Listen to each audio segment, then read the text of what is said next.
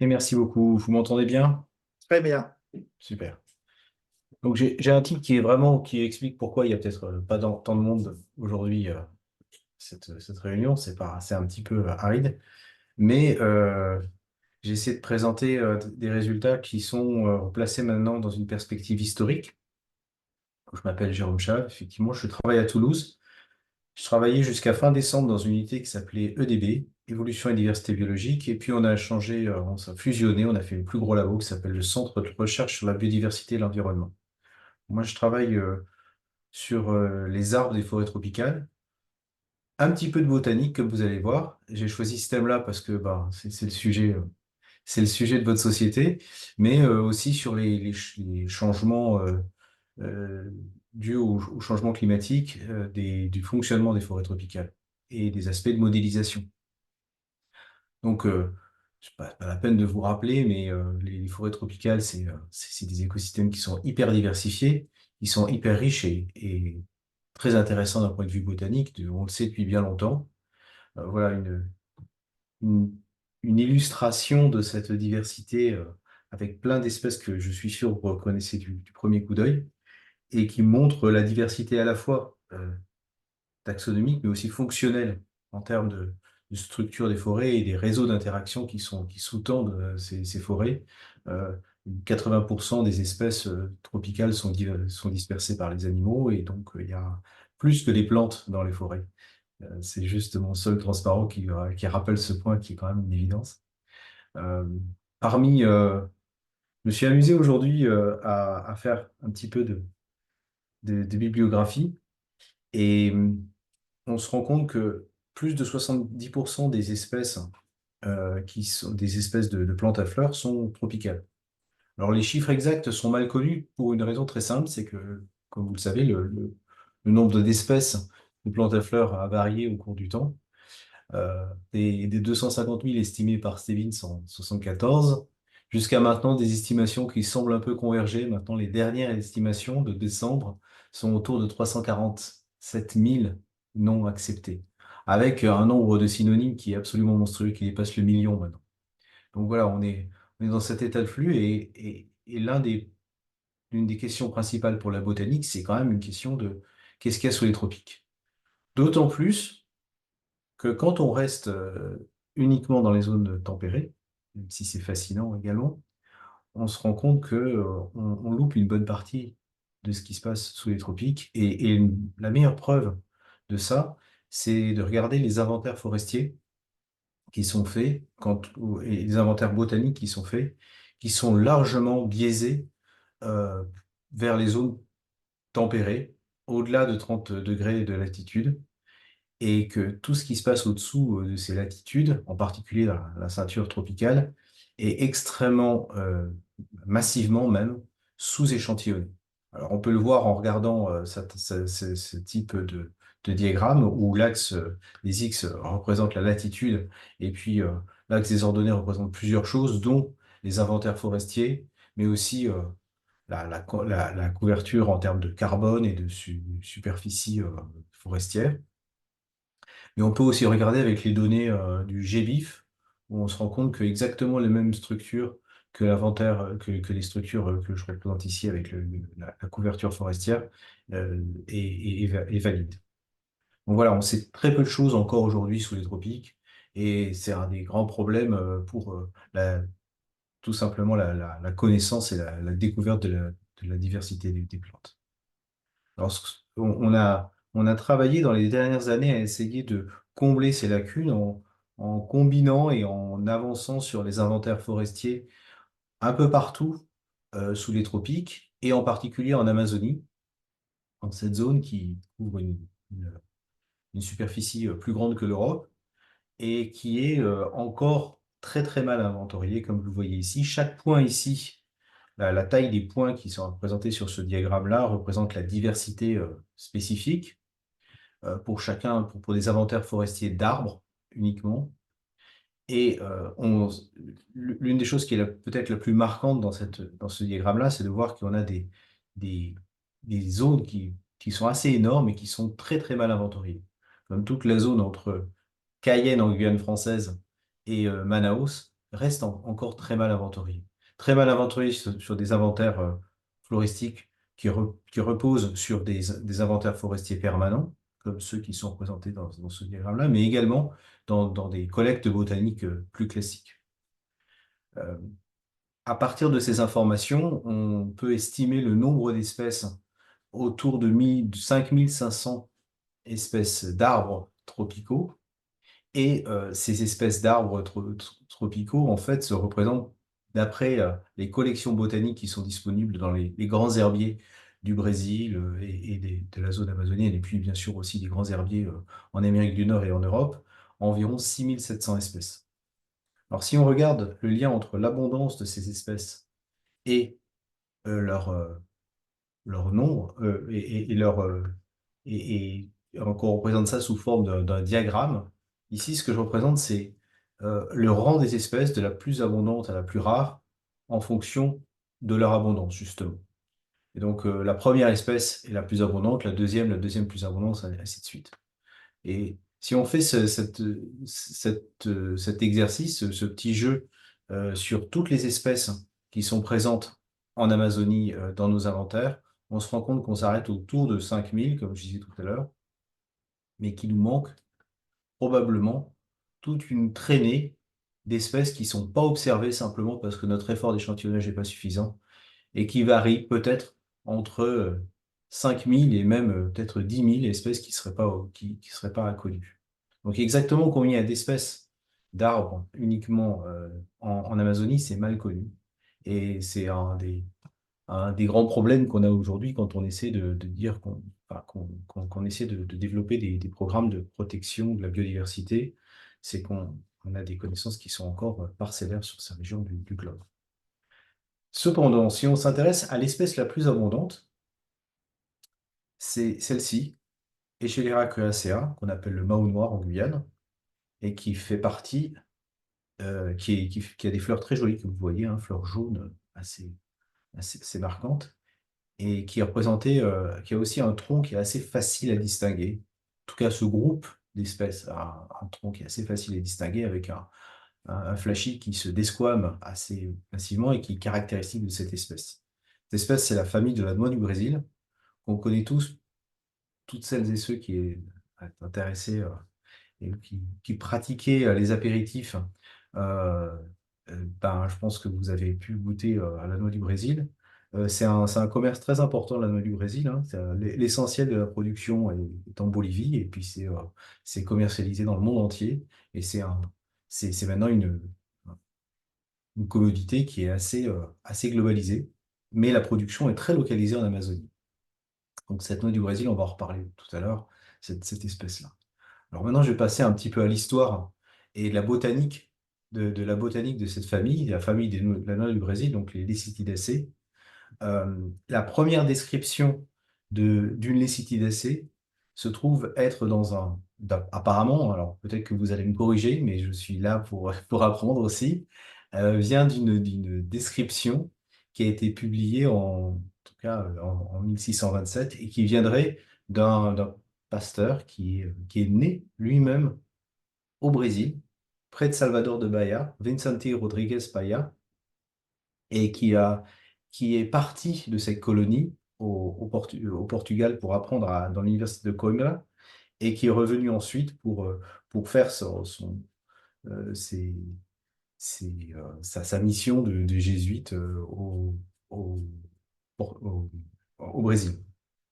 Et il a publié une description qui correspond en tout point à une espèce qui est une des espèces emblématiques du Brésil aujourd'hui, qui s'appelle le Lecythis pisonis ou Sapucaia, dont on voit une photo en bas. Alors, elle est assez iconique parce que les fleurs sont magnifiques et que l'arbre en fleurs est rose comme ça, qui est assez marquant. Et aussi parce que le fruit est énorme et qu'on contient des graines qui sont assez remarquables. Donc, vous voyez le fruit en bas.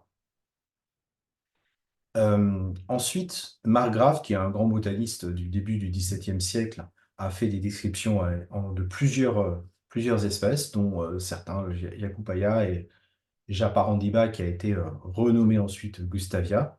Donc ça, dès le début du XVIIe siècle, on a les premiers enregistrements de cette espèce, de cette famille dans les herbiers. Et puis ensuite, bien sûr, à l'époque de Linné, il y a eu quelques espèces qui ont été décrites.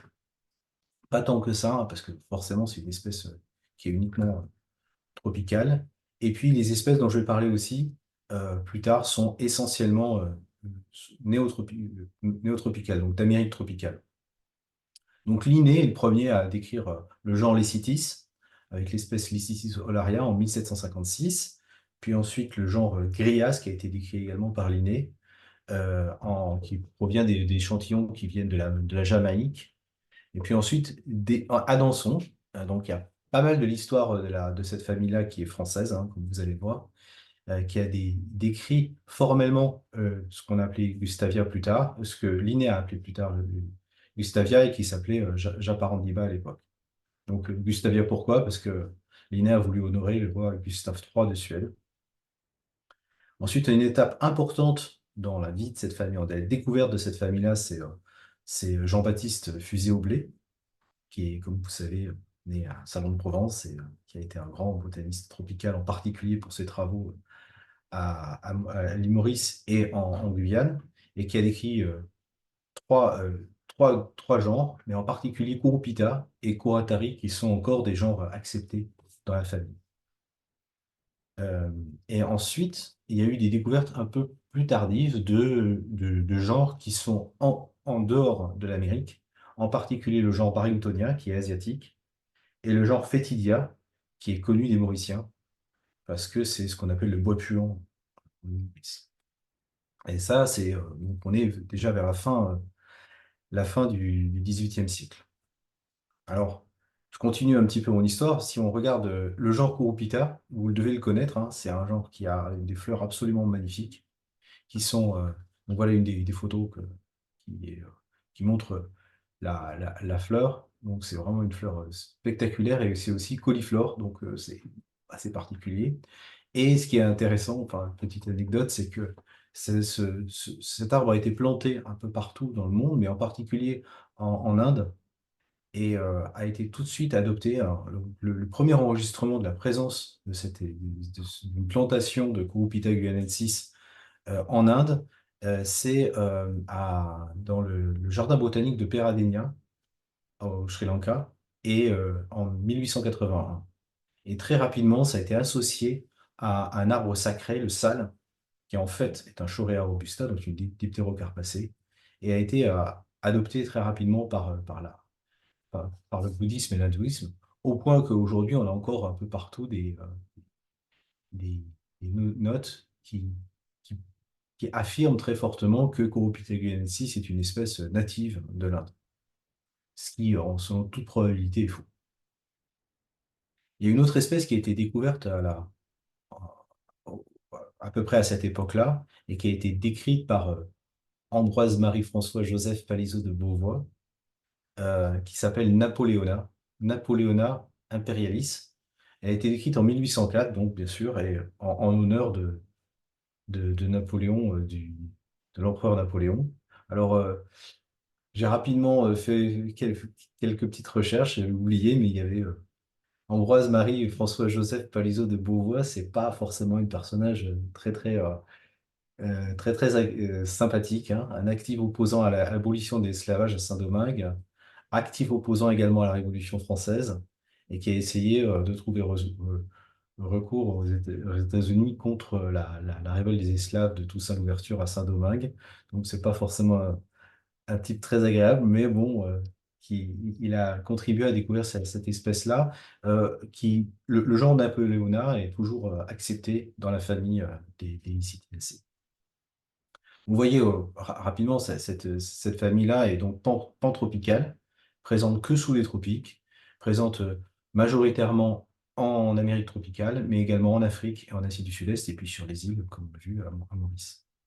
Il y a un genre qui est absolument incroyable, qui est, qui a été décrite par René Desfontaines en 1820, qui est Astéranthos, et qui est un genre avec une seule espèce, présente uniquement au centre de l'Amérique centrale, et qui est la seule espèce qui n'est pas dans un grand clade de Lecidacées. Asteranthus brasiliensis, qui a été correctement décrite comme très très différente de tous les autres Lécidacées par Desfontaines, et donc décrite en 1820. Donc ceux d'entre vous qui êtes africanistes plutôt, c'est assez proche de Houbangia africana. Voilà. Et on arrive aussi à cette espèce remarquable qui est Bertholletia excelsa, avec quelques points remarquables que d'une part, cette famille-là, c'est la seule famille qui vraiment est, d'un point de vue économique, très très importante dans la famille des Lycidacées. D'autre part, elle a été découverte par Humboldt et Bonpland, donc c'est quand même pas rien, et qu'elle a été décrite et nommée en l'honneur de l'illustre Berthollet. Alors là, je cite la description originelle, à qui l'on doit tant de découvertes et dont les travaux actuels promettent beaucoup à la physiologie et à la chimie des végétaux. Donc ça a été découverte en 1807 et Berthollet était un grand chimiste, hein, comme vous le savez, du début du 19e siècle. Voilà. Alors, pendant très longtemps, il y a eu des grands débats sur l'existence même de la famille des Lycidacées. Pendant longtemps, tous les genres dont je viens de parler ont été mis dans les myrtacées, ce qui n'est pas complètement absurde, puisque c'est pas morphologiquement, il y a des grandes similarités. Et Poitou a pour le premier proposé que une famille, les Lécitidés, soit décrite à partir d'observations que lui a faites en Guyane en particulier. Et puis, bon, ça a mis pas mal de temps à être accepté, et même dans les années 1960, il y avait encore des débats sur cette question-là, de l'appartenance à des Lycidacées ou non aux Myrtacées. L'une des études les plus importantes, c'est d'un Anglais, Linley, qui a poussé cette idée-là. Bon, et quelques nouvelles groupes ont été décrites, en particulier De Candolle a décrit en 1828 le genre Echevelera dont j'ai parlé au tout début. Alors, depuis 1850, il s'est passé plein de choses, et en particulier, ce qui s'est passé comme dans beaucoup d'autres familles de plantes, une explosion du nombre d'espèces, des descriptions, d'espèces qui sont en fait des morphotypes plutôt que des espèces propres, et qui ont causé beaucoup de problèmes. Euh, une des contributions les plus importantes à la fin, au milieu des années 70, a été due à Ian Prenz, qui a été directeur du jardin botanique de New York, puis de Kew, et Scott Maury, qui ont fait beaucoup d'études sur le terrain et qui ont permis de bien clarifier les choses. D'une part, ils ont bien confirmé que les Lycidacées est une famille propre. D'autre part, ils ont fait une révision taxonomique complète, à la fois des espèces de l'Ancien Monde, puis plus tard des espèces, pardon, des néotropiques, puis plus tard des espèces africaines avec Frank White en particulier. Donc, les connaissances qu'on a maintenant dépendent largement de ces deux auteurs et de quelques autres, naturellement, et beaucoup de descriptions qui ont été faites depuis sur le terrain. Voilà, donc aujourd'hui, on sait qu'on a 24 espèces, 24 genres de Lycidacées à l'échelle mondiale, dont environ 373 espèces. Donc c'est quand même une famille qui est assez importante, avec une diversité florale qui est absolument remarquable, et des espèces qui sont avec une symétrie florale actinomorphe, et d'autres qui sont beaucoup des espèces d'Amérique tropicale qui sont zygomorphes, donc qui ont asymétriques floralement par rapport à l'axe de rotation de la fleur. Et vous voyez toute cette diversité dans des dessins pour bien voir ce qu'on appelle le capot de la fleur, le hood en anglais, qui est une caractéristique de beaucoup des espèces d'Amérique tropicale. Alors quand on le voit d'un point de vue à partir de photos, on voit aussi toute la diversité de couleurs qui rend cette espèce enfin, cette famille très très agréable à étudier parce qu'elle est super diversifiée, très très belle en fait, hein, esthétiquement tout simplement. Alors, à la fin des années 90, on a commencé à avoir des moyens de faire des études avec de l'ADN pour essayer de tester toutes les hypothèses qui avaient été avancées sur d'abord l'existence même de la famille des Lycidacées, ce qui a été le travail de l'Angiosperm Phylogeny Group, et puis ensuite de regrouper, de voir si effectivement les genres qui avaient été décrits étaient des genres valides. Et ce qui est apparu assez rapidement, c'est qu'effectivement, la- l'existence de certaines familles indépendantes, comme les cytopétalacées ou, ou d'autres, étaient pas forcément nécessaires. C'est les résultats de l'angiosperme pathologie du groupe dès la fin des années 90. Les napoléonacées, etc., non plus n'étaient pas forcément nécessaires et qu'il y avait 5 sous-familles qui sont représentées ici, les napoléonaidés, cytopétaloïdés, planchonoïdés, fétiotoïdés, et puis un groupe qui représente quand même les trois quarts des familles, des espèces qui sont uniquement en Amérique tropicale et qui concentrent l'essentiel des problèmes taxonomiques aujourd'hui, qui sont les Licinidoïdes. Voilà. Et ce groupe-là, c'est sur celui-là que je vais vous présenter quelques résultats nouveaux de recherche. Voilà. Alors, parmi les questions qu'on s'est posées, justement, nous, c'est des questions qui sont des problèmes de biologie évolutive, de savoir qu'est-ce qui explique les taux d'évolution plus rapides et la diversité plus importante sous les tropiques qu'en dehors des tropiques.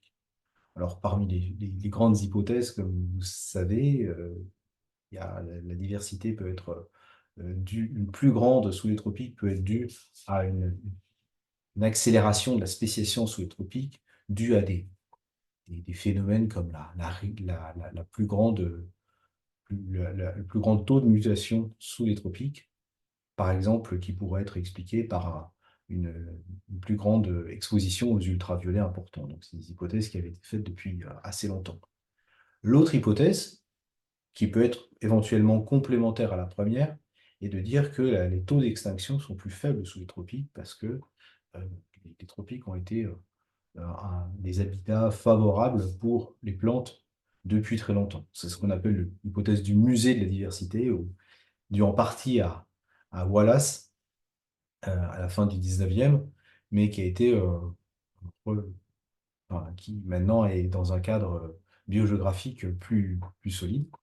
Et donc, la question est de savoir quelle est finalement, à quelle vitesse les grands groupes de plantes se diversifient et est-ce qu'effectivement la diversification est relativement faible, ce qui serait en cohérence avec l'hypothèse du musée de la diversité, ou plutôt très rapide aujourd'hui, ce qui serait en cohérence avec des mécanismes de taux de spéciation plus importants qu'on pourrait essayer d'interpréter d'une façon ou d'une autre. L'une des façons d'expliquer cette grande diversité, si on trouvait une fort taux de diversification sous les tropiques, ça serait soit donc d'invoquer des mécanismes de mutagénèse plus importants, soit d'essayer de comprendre aussi le contexte géographique de ces zones. Et le contexte géographique de ces zones, il est très particulier en Amazonie, comme vous le voyez sur cette carte-là. C'est qu'on a la cordillère des Andes qui est apparue finalement de façon assez rapide sur des échelles de temps géologiques naturellement et qui a contribué à un profond bouleversement de la géographie de cette région du monde. Ça a aussi contribué à un bouleversement de l'hydrographie. Ça, c'est des données actuelles, enfin, c'est une cartographie actuelle des zones partiellement ou en permanence inondées. Et vous voyez que l'une des caractéristiques nettes de l'Amazonie, c'est qu'elle est barrée en deux, d'est en ouest, par la rivière Amazone. Et à l'ouest, il y a une zone qui est pas en permanence, mais fréquemment inondée, qui est une zone un peu plus basse que le reste de l'Amazonie et qui se trouve avoir été beaucoup étudiée dans les dernières années par nos collègues géologues et aussi par des biologistes, parce que c'est une zone importante pour la diversification de beaucoup de groupes de plantes et d'animaux en Amazonie. Alors l'hypothèse qui a été avancée récemment, en particulier par des géologues comme une jeune géologue qui s'appelle Lydiane Boschman, c'est d'expliquer le tempo de de surrection des Andes, où les Andes étaient à peu près absentes il y a 60, même 50 millions d'années, et la surrection s'est faite d'abord par le sud et ensuite par le nord, en, avec une accélération de la diversification, pardon, de la surrection des Andes, finalement relativement récemment, dans les derniers 25 millions d'années. Donc, sous cette hypothèse-là, on pourrait imaginer que beaucoup de la diversification des plantes et des animaux en Amérique tropicale pourrait être due à ce bouleversement géologique et topographique de l'Amérique du Sud.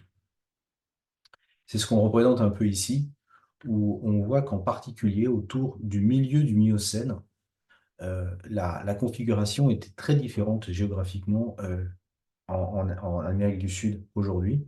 Il n'y avait pas d'Amazone en particulier, et toute la partie ouest était couverte par une zone qui pourrait être un lac, ou pourrait être une zone qui ressemble un peu au Pantanal actuel, qui est une zone un peu plus marécageuse. Donc ça, les hypothèses sont encore controversées, enfin les débats sont encore actifs sur savoir exactement à quoi ressemblait cette zone qu'on a baptisé le système PEBAS. Mais ce qui est sûr, c'est qu'entre 12, disons, et aujourd'hui, il y a eu une variation très très importante de la géomorphologie et qui a conduit à l'apparition de l'Amazonie aujourd'hui. Alors dans ce contexte-là, les collègues ont essayé de comparer différents groupes de plantes et se sont heurtés finalement à un paradoxe. Certaines espèces de plantes qui sont typiquement néotropicales, comme les chrysobalanacées, sur lesquelles on a pas mal travaillé aussi dans mon groupe dans les dernières années, euh, présente un patron qui est assez cohérent avec le dernier transparent que je viens de vous montrer, qui montre qu'effectivement, à partir de 20 à 10 millions d'années, il y a eu une accélération très forte du taux de spéciation dans ce groupe-là. En revanche, quand on regarde un groupe qui appartient à la famille des Lecitidacées, le genre Eschelera, les données disponibles actuellement, qui avaient été publiées il y a finalement que 3 ans, faisait pas suggérer une décroissance du taux de spéciation. Donc là, si on regarde juste ces deux groupes, on se dit que finalement, tout n'est pas très cohérent et que l'hypothèse, disons, de géomorphologie pour expliquer l'accélération de la biodiversité, ou en tout cas la très forte diversité en Amazonie, ne marche pas sur tous les groupes. Donc ça nous a un peu titillé ce type de travail. Et vous voyez que les publications que je cite là sont très récentes. Et donc, on s'est décidé à retravailler un petit peu sur le groupe des Lycidacées et ça explique un petit peu pourquoi je vous présente ces travaux aujourd'hui. Alors, donc, ce qu'on a fait, c'est on a suivi un protocole qu'on avait déjà appliqué pour construire cet arbre phylogénétique pour les chrysobalanacées il y a maintenant 5 ans. Ce qu'on a fait, c'est qu'on a collecté pas mal d'échantillons qui proviennent d'un échantillonnage d'espèces un peu opportuniste, hein, pour être très, très franc. On a trouvé des collections pour 86 espèces de Lécitidacées, soit collectées par le terrain, par nous, essentiellement en Guyane et en Bolivie, soit récupérées à l'herbier et aire de Guyane et au New York Botanical Garden. Alors, on s'est restreint à l'Amérique tropicale parce qu'on se posait vraiment cette question de la diversification des groupes de plantes en Amérique tropicale. On a fait l'extraction de l'ADN avec des méthodologies classiques sur lesquelles je ne reviens pas. Et maintenant, on travaille sur du séquençage à haut débit avec des petits fragments d'ADN de 150 paires de bases, avec une grosse capacité de séquençage. Et on est capable de séquencer une couverture du génome nucléaire entier avec relativement une couverture relativement faible parce qu'on n'a pas forcément des millions d'euros à consacrer à ce type de projet, parce qu'on fait ça de façon un peu opportuniste aussi.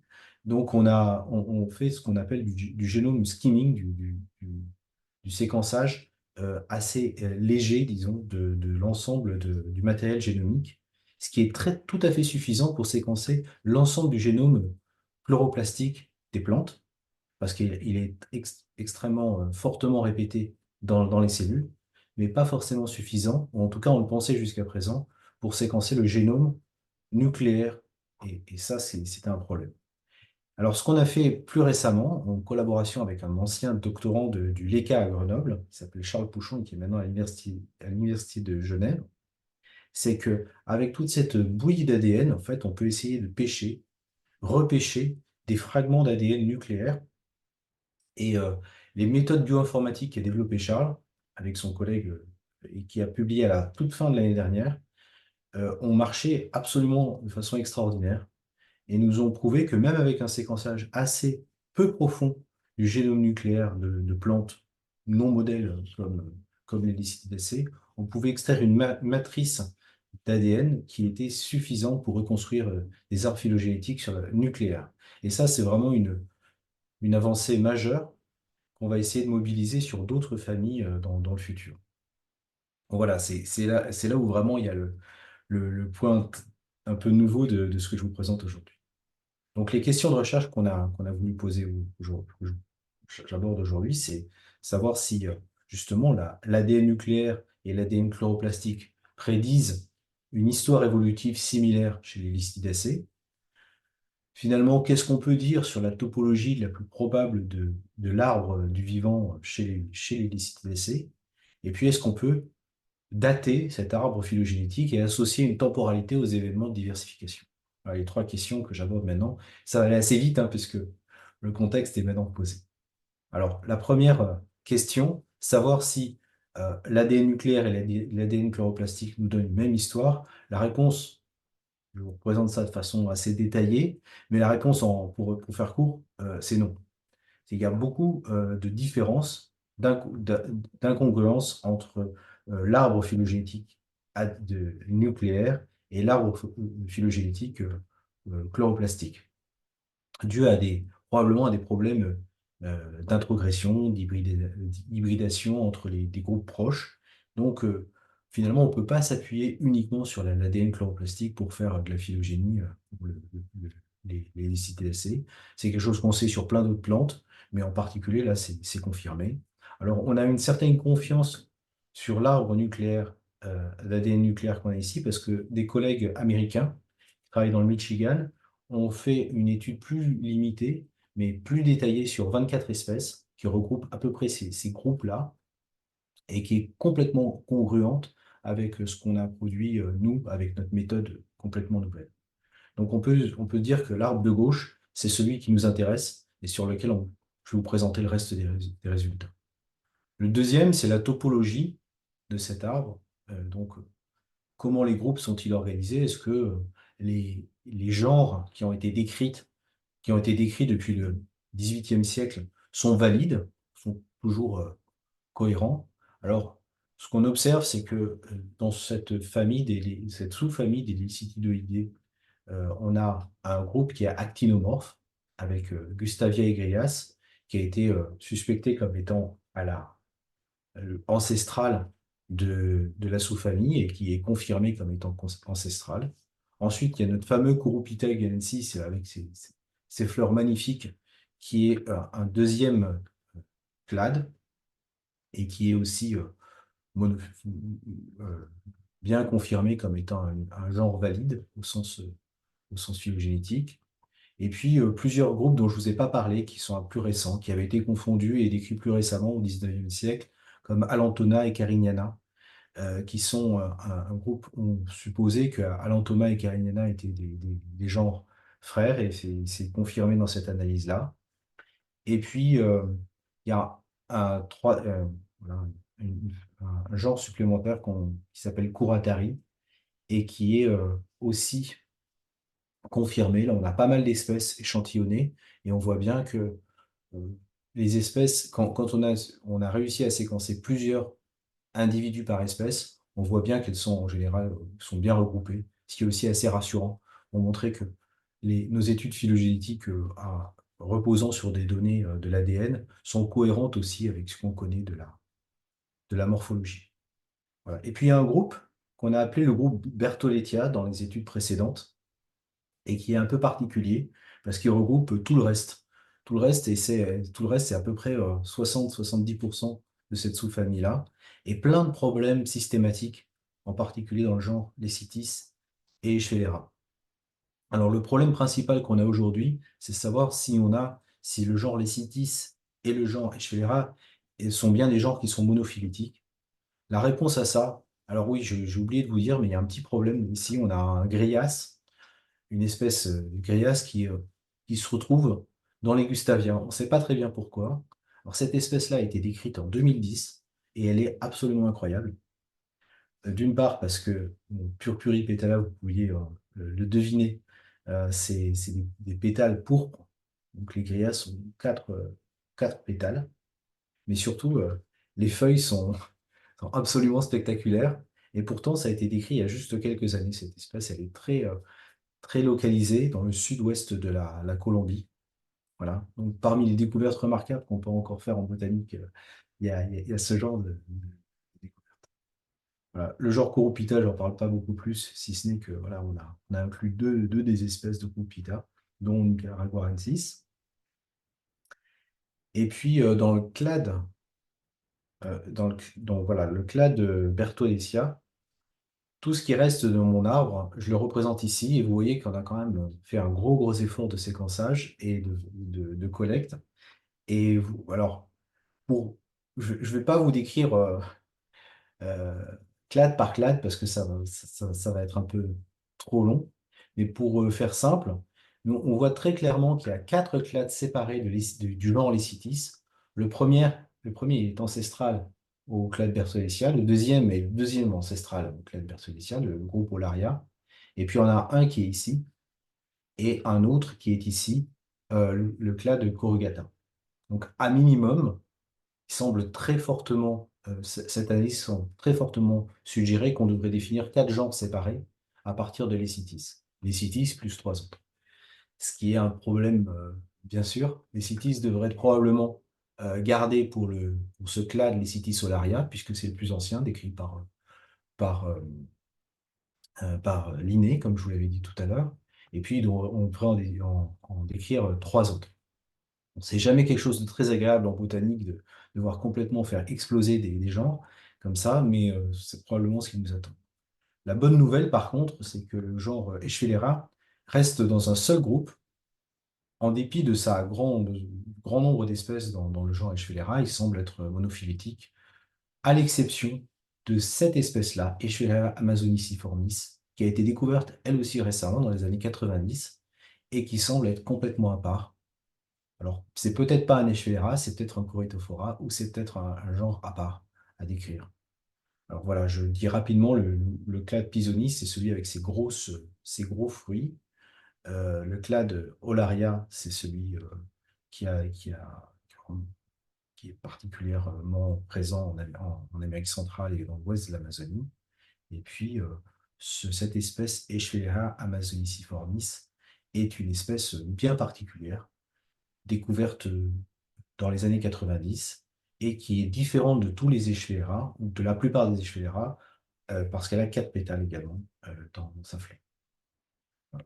Alors maintenant, pour répondre à la troisième question sur le taux de diversification, donc on a repris la même analyse que ce qui a été fait par nos collègues il y a une année, enfin publié il y a une année, et on se rend compte que maintenant qu'on a un échantillonnage fin, alors j'oubliais de vous dire, mais cet arbre-là, ce qu'on a fait en plus, c'est qu'on a pris le registre fossile des Lécitidacées, ce qui se restreint à moins d'une dizaine d'échantillons fossiles, dont la plupart viennent de l'Inde, Barringtonia en particulier, des trappes du Décan, et très peu, en fait, un seul est néotropical et fiable. Et on a pu donc dater. Ce que vous voyez ici, là, c'est qu'il y a des âges associés à cet arbre phylogénétique qui provient d'une méthode de datation qui est contrainte par des fossiles. Donc à partir de ça, ce qu'on peut faire, c'est regarder à quelle vitesse la diversification se fait. Est-ce qu'on a une accélération de la diversification dans les temps récents ou pas, comme l'a publié nos collègues dans un papier récent. Et ce qu'on voit, c'est qu'en fait, non, il y a bien une accélération aussi dans les dans les Lycidiacées, tout comme les Chrysobalanacées. Et si on met en regard ces deux familles, la famille des Chrysobalanacées en vert et la famille des Lycidiacées en orange, vous voyez que c'est absolument remarquable, c'est que le taux de diversification est tout à fait parallèle, quasiment identique dans ces deux familles. Et l'accélération se fait dans les 10 derniers millions d'années, donc très récemment. La conclusion de ça, c'est que les deux familles, hein, les Cetacés et Chrysobelanacées, sont des familles qui ont diversifié récemment et que une bonne partie de cette méga diversité qu'on observe dans ces groupes-là n'est pas du tout attribuable à des événements très très longs à l'échelle géologique. En tout cas, si on en croit l'analyse qu'on vient de faire. Voilà, pour en conclure, les Cetacés tropicales sont bien circonscrites aujourd'hui.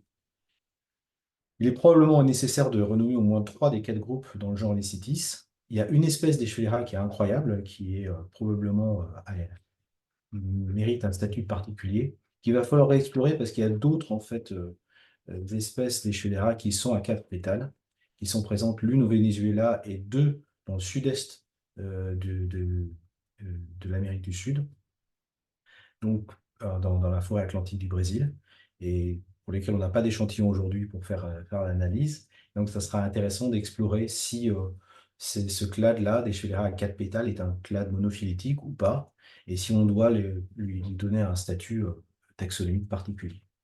Et puis, contrairement aux analyses qui ont été publiées récemment, l'accélération de la diversification relativement récente à des échelles de temps géologiques est aussi observée dans les cétacés, comme dans d'autres groupes, ce qui quand même contribue à confirmer ce modèle d'une diversification relativement récente de la flore amazonienne. Voilà. Et pour finir, je voulais dédier ces travaux à Scott Maury, qui est la personne qui m'a permis d'apprendre à grimper aux arbres et qui a été l'un des grands architectes de la, ré- de la redécouverte vraiment de cette famille-là avec Jan Prens et avec qui j'ai eu vraiment la chance de travailler dans les années 2000 et qui malheureusement nous a quittés il y a quelques années, en 2020 et qui nous manque beaucoup. Voilà, je vous remercie. Et je vous laisse avec cette image de la Larataille en Guyane française. Merci beaucoup, Jérôme. Ce voyage tout à fait passionnant, notre deuxième voyage en Amazonie, parce que notre précédent intervenant le mois dernier, c'était Stéphane Rostin qui nous avait déjà fait découvrir sous d'autres aspects cette région du monde. Alors, j'ai pas de questions dans le chat. Est-ce qu'il y a des questions en direct? Je vais peut-être commencer. Moi, j'en ai une. Le temps que j'ai la parole, c'était par la datation. Quelle méthode de datation des divergences des arbres phylogénétiques tu utilises? Alors, excuse-moi, j'ai pas compris ta question. Par rapport à la datation, c'est pour différencier les différentes branches de l'arbre Oui, phylogénétique. oui. Donc, la datation des divergences, en fait, comment est-ce qu'elle est faite? Alors, la datation des divergences, elle est faite par des méthodes bioinformatiques qui permettent de dater un arbre avec des contraintes de temps. L'idée étant un clade doit être au moins aussi ancien que le fossile auquel on attribue la valeur. Donc, il y a plusieurs méthodes qui ont été développées en bioinformatique pour faire ce type de méthode. Et moi, j'ai utilisé l'une d'entre elles, en gros, qui permet de, de construire un arbre phylogénétique en même temps qu'on peut faire cette datation avec un logiciel qui s'appelle IQ-Trick et Oui. qui permet de faire ce genre d'approche avec des masses d'informations importantes. Je n'ai pas mentionné vraiment tous les détails quantitatifs ici sur les tailles de matrices d'ADN qu'on produit avec ce type d'approche-là, mais c'est assez important puisque on a été capable de pêcher 571 régions génomiques et que notre matrice, elle fait 1,2 million de nucléotides avec un 67% d'occupation. Donc, c'est des méthodes qui sont assez lourdes, en fait, pour mettre en œuvre. Mais bon, je ne suis pas passé sur la cuisine interne. Thierry, Oui, ben merci, c'était passionnant. Moi, je me posais, tu nous as dit qu'il y avait une diversité incroyable, notamment de l'appareil reproducteur, des zygomorphes, des actinomorphes, etc.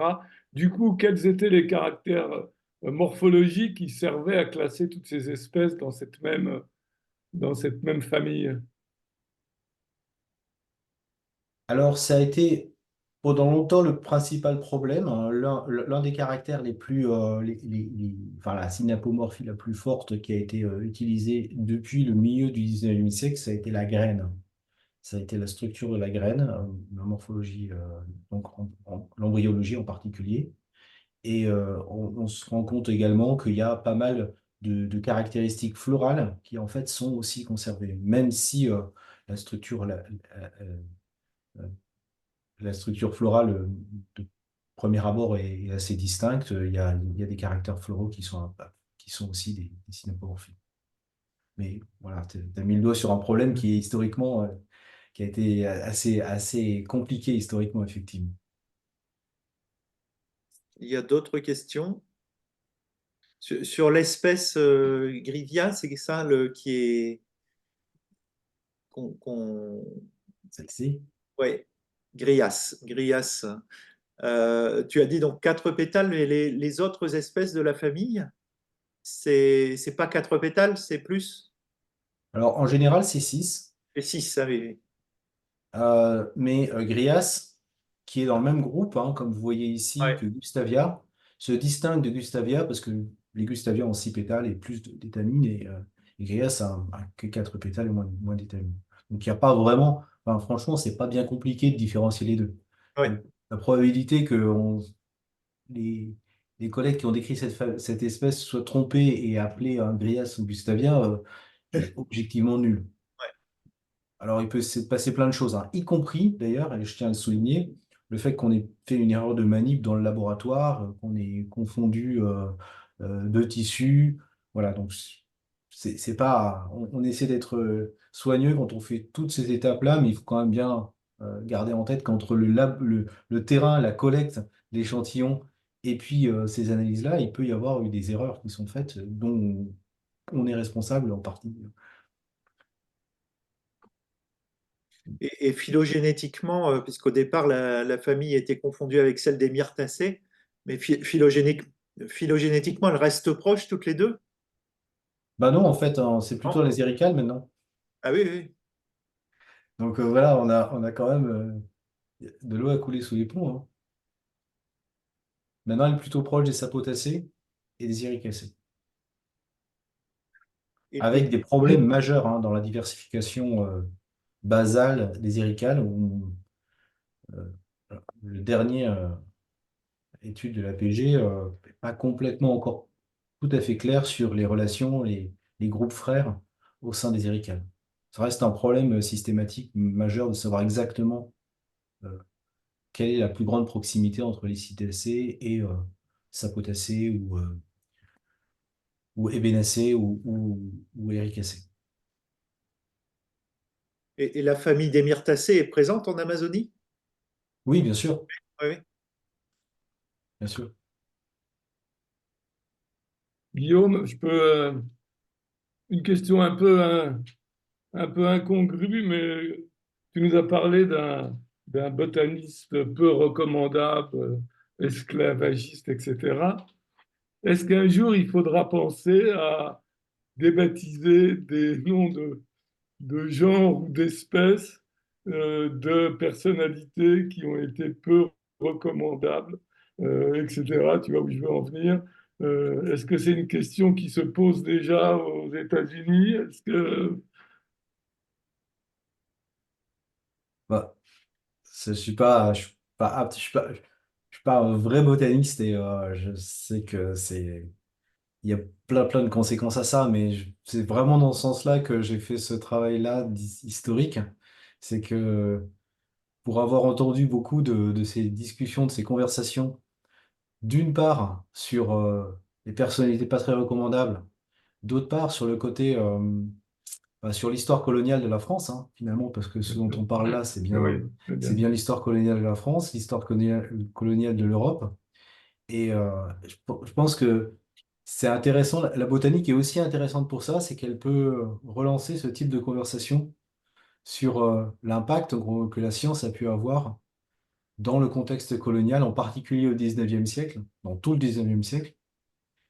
Et alors, de là à rebaptiser les espèces, je sais pas. Je pense que c'est plutôt une question de ne pas invisibiliser ce type d'histoire. Je crois qu'on a une Contextualiser. opportunité en tant que botaniste et professeur dans les universités de de mettre ça dans nos agendas, dans nos curricula. Ok, mais oui, contextualiser. Ah, mais c'est une question qui n'est pas inintéressante.